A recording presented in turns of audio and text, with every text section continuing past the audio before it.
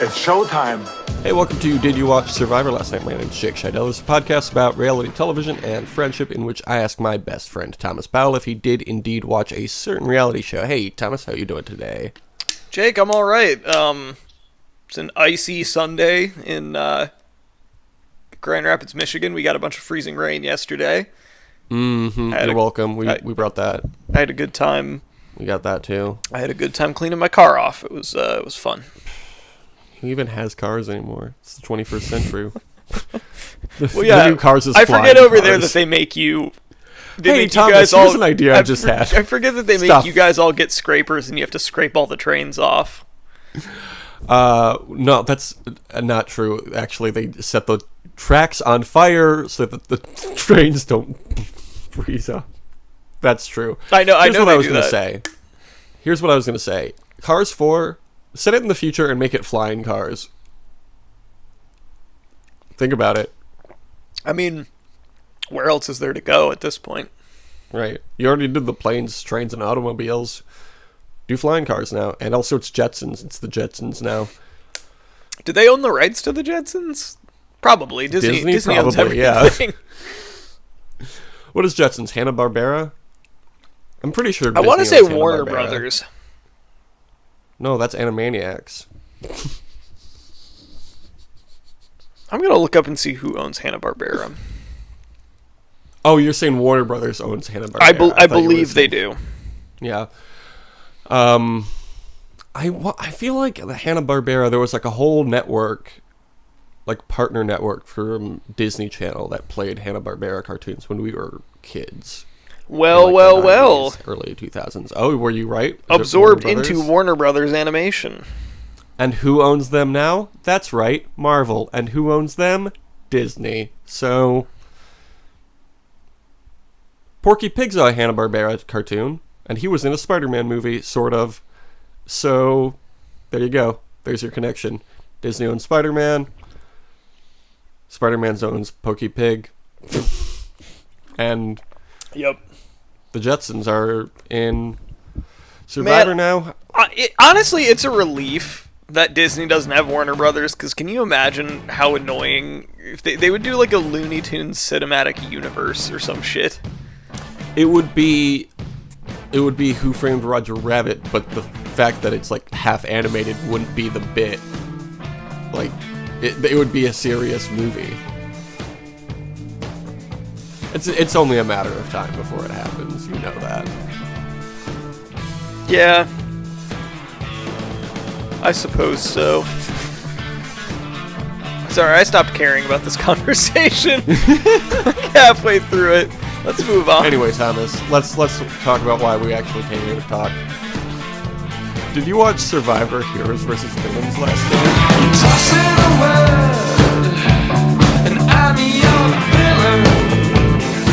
I did. I watched it twice. No, God.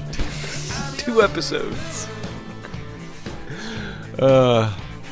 This episode was called Knights of the Round Table. How do you feel about that episode title? It's okay. Remember in Triple H, it's time to play the game. That's what they called Ben's Alliance. Remember that? Yes, I do remember that. Your favorite season, Triple H? I wish that I didn't. If you hadn't reminded me, I wouldn't remember it. You're right, too. This first aired on March 11th, 2010. Thomas, this is the 3rd week in a row I'm asking you this question. How old would you be on March 11th, 2010? Remember how birthdays work. This is a good question. I know the answer to this. I was 18 years old. Okay, I was also 18 years old at this time. How many viewers do you think This is one of the last weeks that you're going to have been 18 years old. That's a fun combination of tenses right there. Guys, when are we? That's what I'm asking. That's what we're always asking here on Did You Watch Survivor Last Night? How many viewers do you think this got? I'm going to say 10 million. It did get 10 million, plus an extra 2.17 million. 12.17 million. I was excited that I got it right for a second there. I mean, you were not wrong.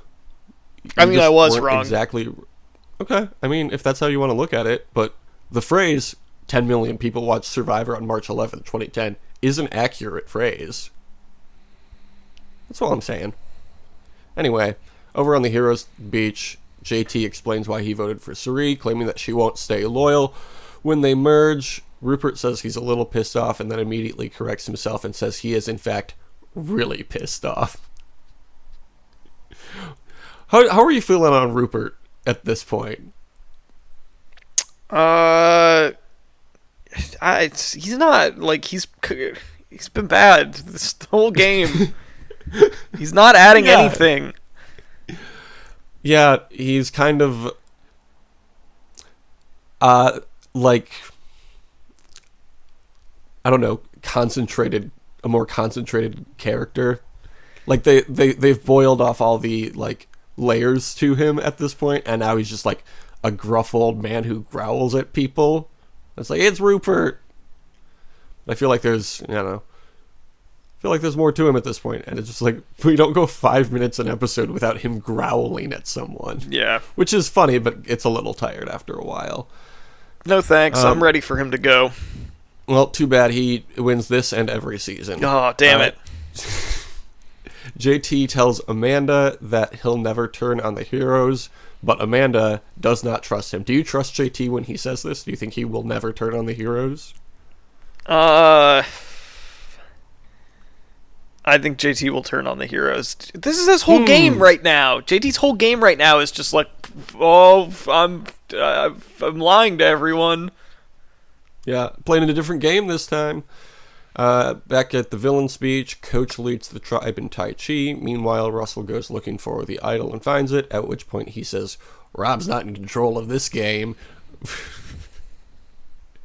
I simultaneously love and hate Russell. Like, what? I don't understand why he needs to form this rivalry with Rob.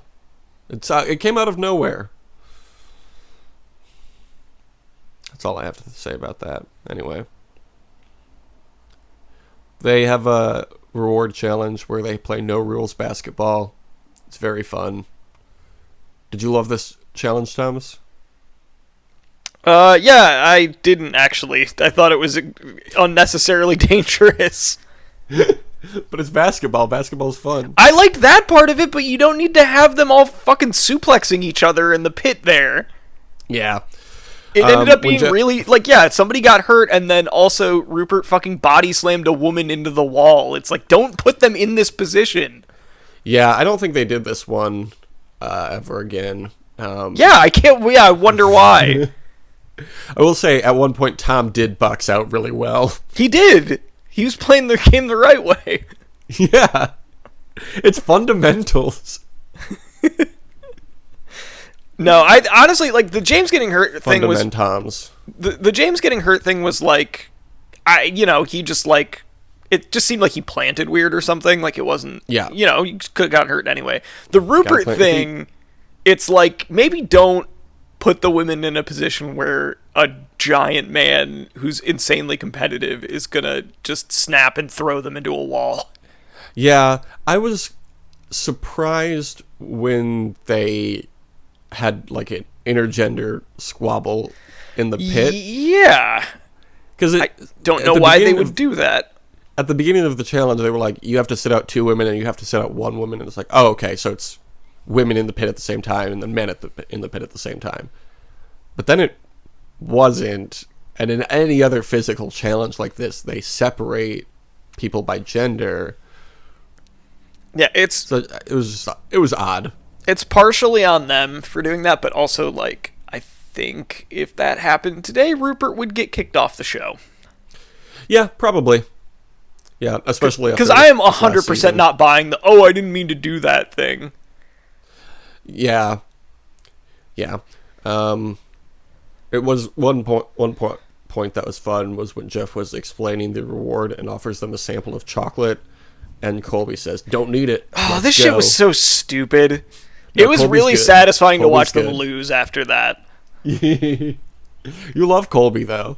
I like him just fine, but like that kind of like bullshit. Like my favorite part of that was him being like, "We just want to get to the challenge," and Jeff was like, "We'll get there when I'm ready, okay?" Like, yeah. You're not the one that decides when the challenge happens.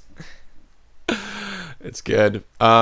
Jerry scores the winning point for the villains, so that was a nice little redemption story there for her. James is put in a splint after the challenge. Then on the reward, they go cave swimming. Russell tells Parvati about his idol. His plan is to win over Coach and then take out Boston Rob. He finds Coach and plays to his loyalty by showing him the idol. And then Coach gets down on one knee to be knighted by Russell.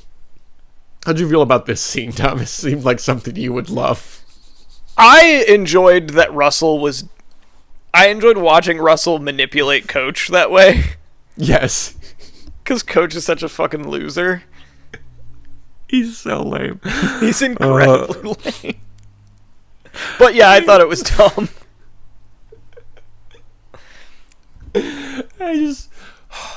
Sometimes they do just such a good job casting these people. You know? Just these really big personalities, and they just mesh so well, and I love it. More of this, please. Heroes Tribe, James finally returns, and Amanda runs up and hugs him, and then everybody else welcomes him back. But then in a talking head, Candace says, "You can't lug around dead weight," and James is a lot of dead weight. Honestly, I'm on Candace's side in this. I love James, but she's right. Yeah, I don't understand why, as we'll find out as we go further down, they put off making a decision they were going to have to make anyway. Yeah. At the immunity challenge, it's the blindfolded challenge, and then they have to solve a cube puzzle, and the villains win again. What a surprise. The heroes are getting fucking rolled. This is embarrassing to watch. They can't do puzzles. Well, that's just good storytelling. You beat the hero down so that by the end they can come back and redeem themselves and win. It's Wrestling 101, and it's what's going to happen here on this season of Survivor. A hero will win, I guarantee it. You know who said that? Me, just now.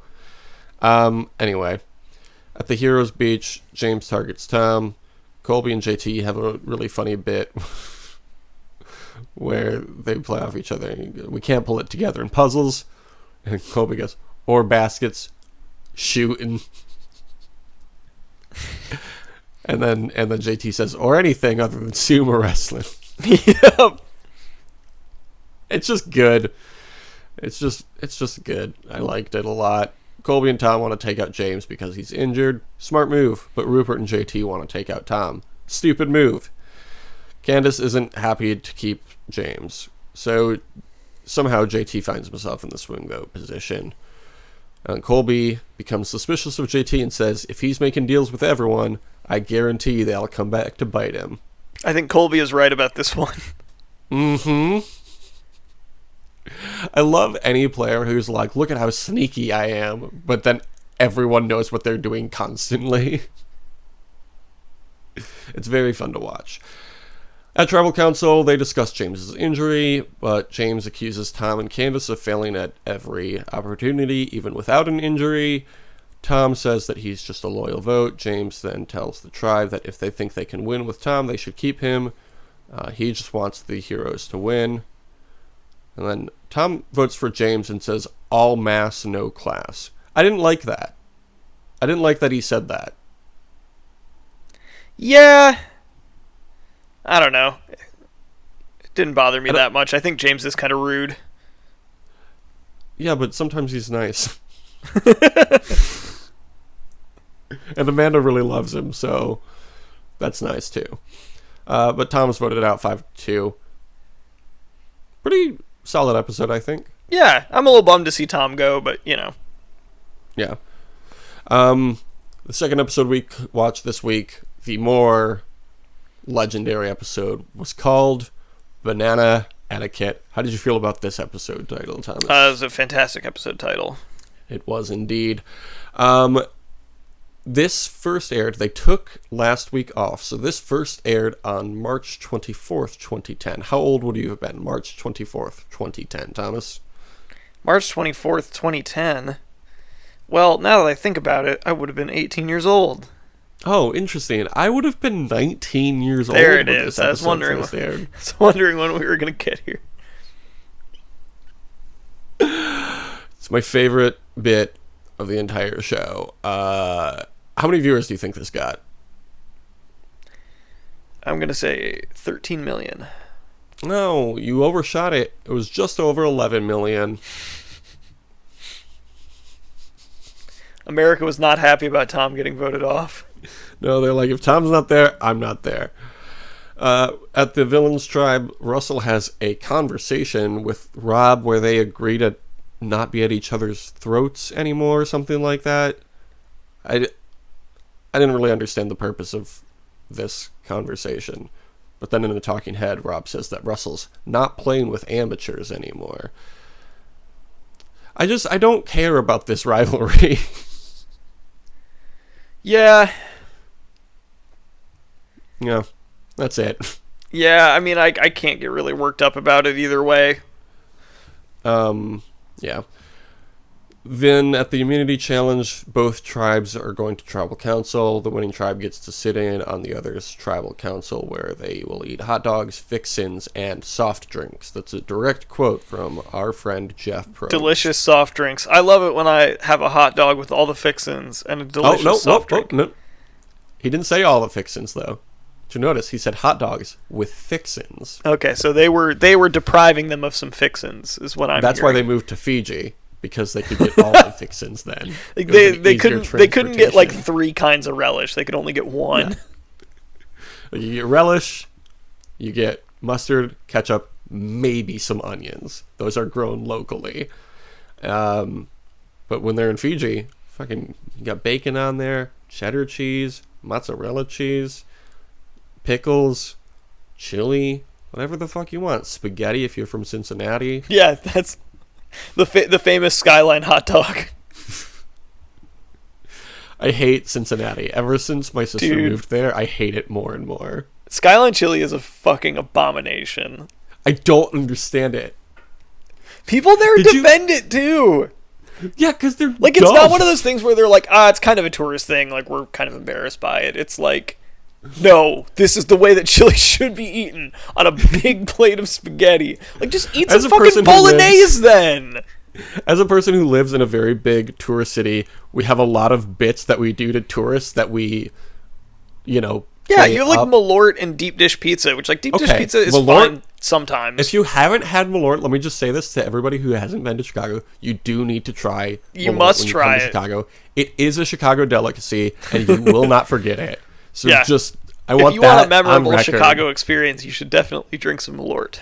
That's all I'm saying. You can get it at nearly any bar, but not the nice ones because they think they're too good for it. They're not, and they shouldn't be bars in Chicago if they're not going to serve Malort. Deep dish pizza is very good, okay? That's not even a bit. It is good. Go to Pequod's. Next time you come, we'll make a reservation for Pequod's because it's very popular. You go there, you go to Lou Malnati's. Lou Malnati's can shut the fuck up, you know what I'm saying? What Pequod's are bust.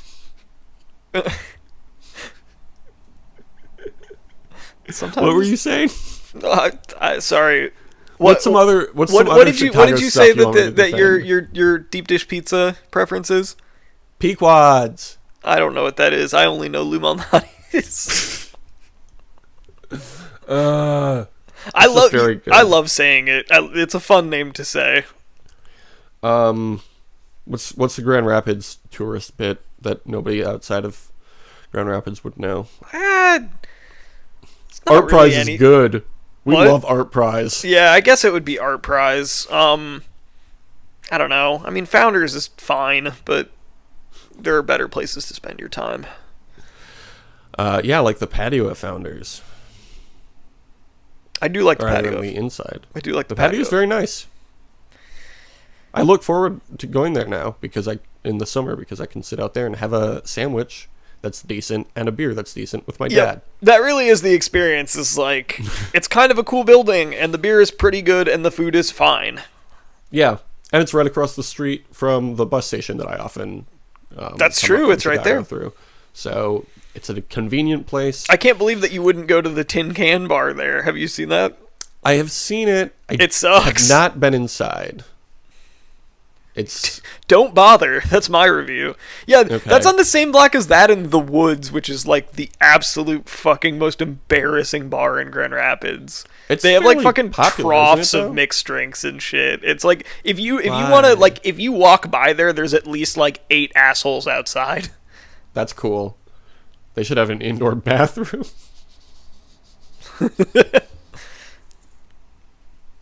Do they have Malort though? No, it'd be funny if they had what the fuck troughs is the point of this Malort. bar? Whatever. Malort is too classy of a beverage. Well, you know, people from Grand Rapids love to talk about Chicago, but like if you're not in Chicago, you don't know, you know? Yeah, that's definitely my assessment of Grand Rapids is we love to talk about Chicago. Constantly. That fucking castle in Granville, Oh my god. they were like I don't know, my dad was telling me about some article about it. when That it thing first is opened. One of the most that might be the most embarrassing Grand Rapids. That thing. should be the Grand Rapids bit, that you actually love the castle. We in love the Granville, and Granville it's Castle. very good. That thing should be fucking carpet bombed. Like, I want it out of there. But in this article, they were like, why are they doing this? Like, we have architects from Chicago come up, and this is the first thing they see in our city. And that seemed like a pretty big deal. So come here, eat our pizza, drink our liquor. Drink your It's Malort, good. eat your Lou Malnati's, you know? God damn it. We have legal weed now. You can wait 7 hours for it in a bar next door. We're the only place you can get legal weed where some of the money goes to the police force in the city. Oh, that's good. Yep, it's good. It makes me really happy to be living in this city. I actually love it. I love Chicago and everything it has to offer. Anyway, where were we? Both tribes are going to tribal council. Oh my god. This all happened because we said they don't get all the fixins in Samoa. They only get all the fixins in Fiji. That's just a certified fact. As Jeff talks about how impressive James is playing through his injury, Courtney exaggeratedly responds in support of everything Jeff says, and it's very funny. Courtney, I think, overlooked on this season as a memorable character. Maybe that's just by me, but No, I like Courtney. I've liked everything I've seen from her. I don't think she has a huge part in the end game, but you know, not everybody does. Reem didn't. She was the best thing about Edge of Extinction. So, all good in the neighborhood. You know who said that? Mr. Rogers. Correct. Candace wins immunity for the heroes. Boston Rob wins immunity for the villains. They face off, and Boston Rob wins hot dogs and fixins for the villains. And soft drinks. So that's good for them. Coolby assumes that he will be the one voted out for the heroes. Back in the villains alliance. Nope. Beach. They're still on a beach at this point. Rob's alliance agrees to target Parvati, but make Russell think that it's him, so he'll play his idol. Coach is stuck between the two alliances, but gave his word that he'd vote for Parvati. Rob tells Russell that he should play his idol. So Russell has now figured out their plan, so he plans to vote for Tyson and give Parvati his idol. What did you think of this plan at this point, Thomas? I mean, it seemed good. Yeah. Seemed like a good plan. It worked. Yes. Over on the Heroes tribe, Coolby knows he's next to go, so he asks them if he can just have a nice, relaxing afternoon and then not give up too much information at tribal council. James is disappointed in Coolby for not being a bigger deal. Rupert, JT, and Candace and Amanda debate voting for Coolby versus James, and then Amanda warns James that he's a target, and then she explains the concept of banana etiquette, which is good. James and JT raced to prove that James was still healthy. Although James didn't even win the race, so... It's true, he didn't. He didn't win What the a race. loser. What an idiot. If it were me, I would simply run faster. Yeah, that's... maybe he should have tried harder. He just didn't want it enough. Yeah, I think that was the issue. At the villain's tribe, Rob explains that they'll have to split their vote, 3 on Russell, 3 on Parvati, and then he figures they'll put 3 on Tyson so that they can just take out whoever they want in the revote. And then in a talking head, Tyson says, tonight's vote is going to be pretty straightforward. Rob, Sandra, and I will vote for Russell. Courtney, Coach, and Jerry will vote for Parvati. And then Russell tells Tyson that he's going to vote for Parvati since he can't save her. So Tyson considers also voting for Parvati. I don't understand why he wanted to do this. This, it was pretty amazing to watch everyone... 2 people that had clear plans and then everyone else flail around and not just be able to follow anything. Yeah, it was incredible. Yeah,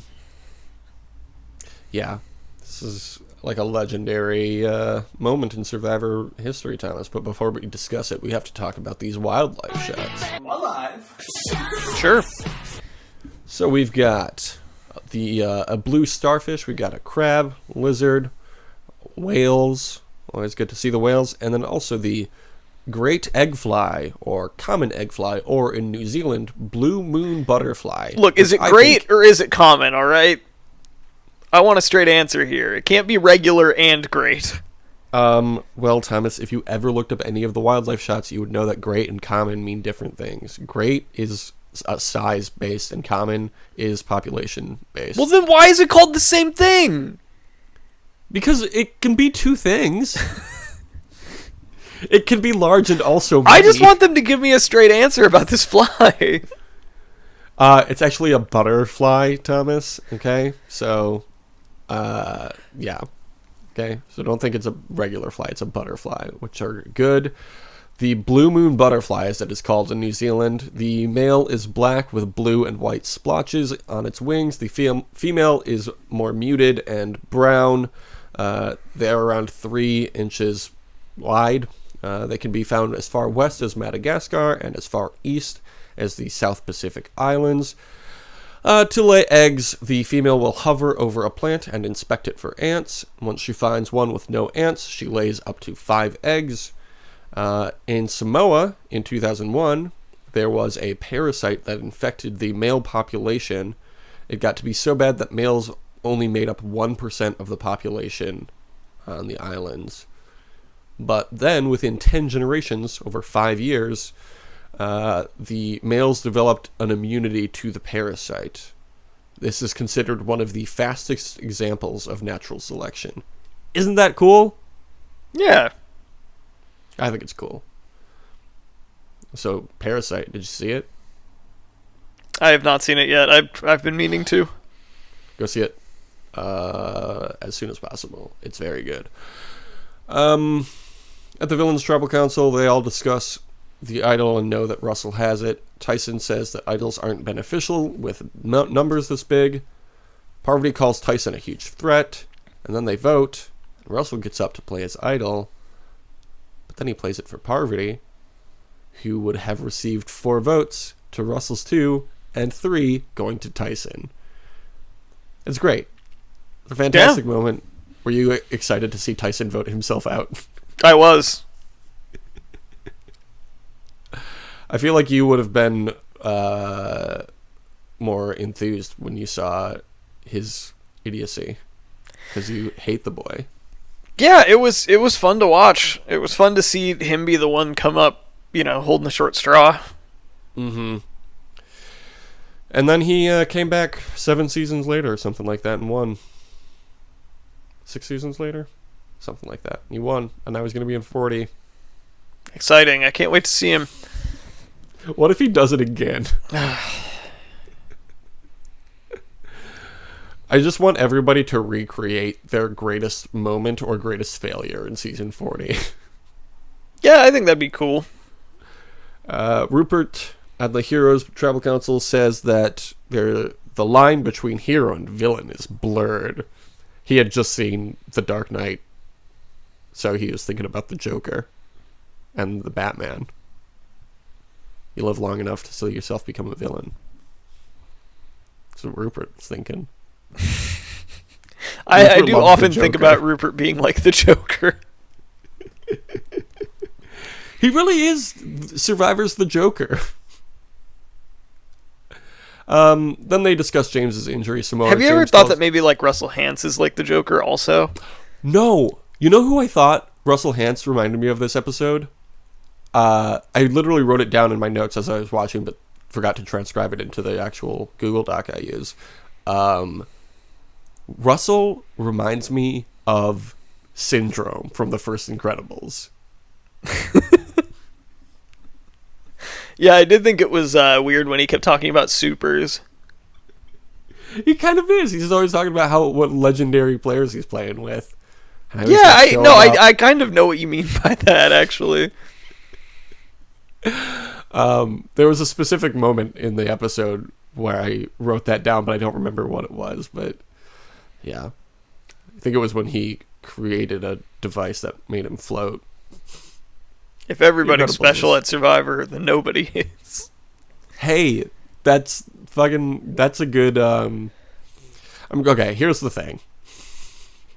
I'm going to write an essay comparing the first episode, or first Incredibles movie to Survivor, and the, what's the sentence that, like, summarizes the whole essay in the first paragraph called?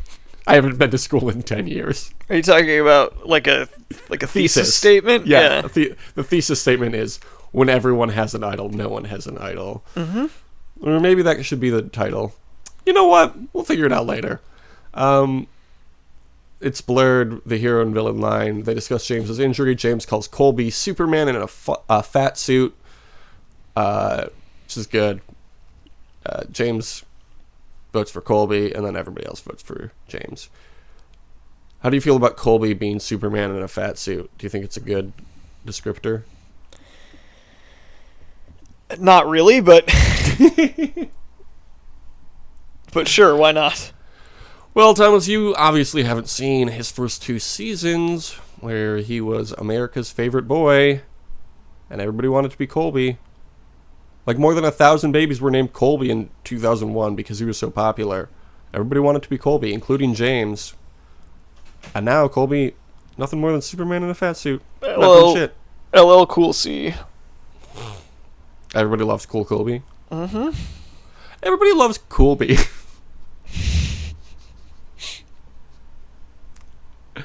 Thomas, have you seen or heard of this new show on Netflix called The Circle? No. What is it? It's this new social game like Big Brother or Survivor, but everybody stays in a hotel, but they can't meet each other in person. They only interact through like a computer system that they all have in their rooms. So some of them are catfishes, and some of them are real people, and they're all trying to, I don't know, win money at the end. I'm not really sure on all the rules, but I watched the first episode last night, and the first half was really boring, and then I got really invested in the second half. So I'd recommend watching it if you could sit through a boring 30, 40 minutes. That's a big ask right there. But the last 30, 40 minutes of the first episode are real fun. And there's people you're going to root for, and there's people you're not going to root for. And wow. Isn't that what we all want in this show? That's what we're all looking for. The Circle remains to be seen if it's good or not, but I'm going to give it a second episode because shit's wild. They do...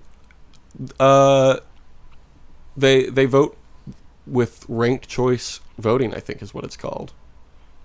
Which is not something you see in shows like this a lot. No, they're shaking things up, it sounds like. They're shaking things up like Are You the One, 808s and Heartbreak. Good shit.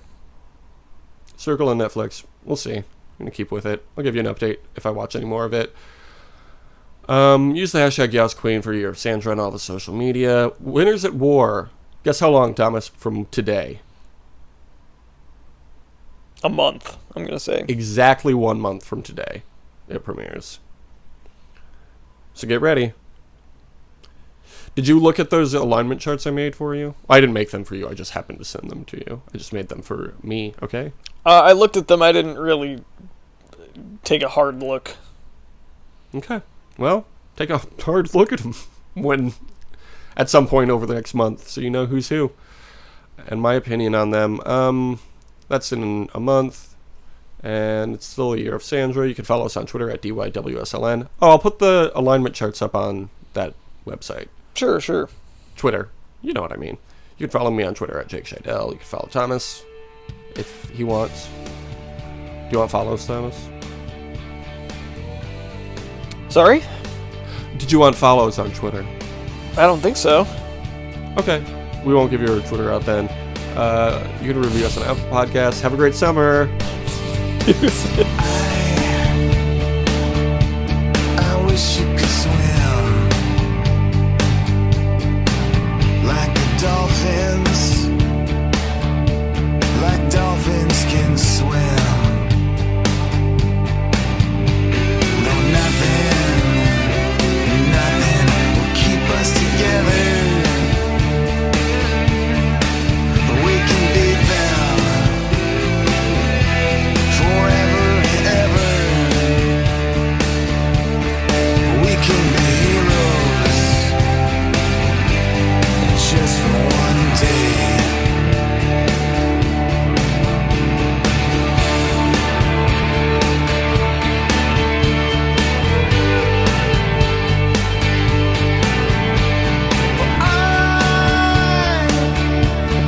I will be king,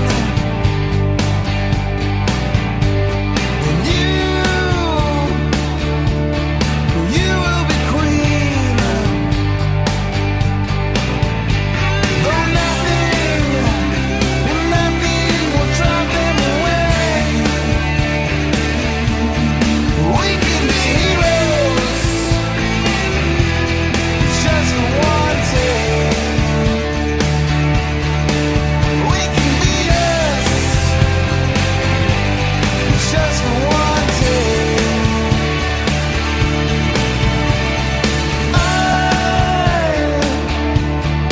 I remember standing by the wall. The guns shot up our heads, and we kissed as though nothing could fall. And the shame was on the other side. We can beat them forever and ever. We can be heroes just one day.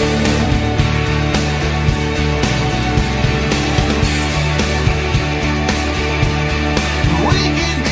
Also, somebody says abuse is in the first episode of The Circle. Whoa! Alright, well now I gotta see it. Yeah, it's good. It's real good. I'm more into The Square. It's a show on Hulu, you probably haven't heard of it. I'm gonna look it up. I've got nothing to do today except clean my It's a show room. that has regular voting and not ranked choice voting. Sounds good.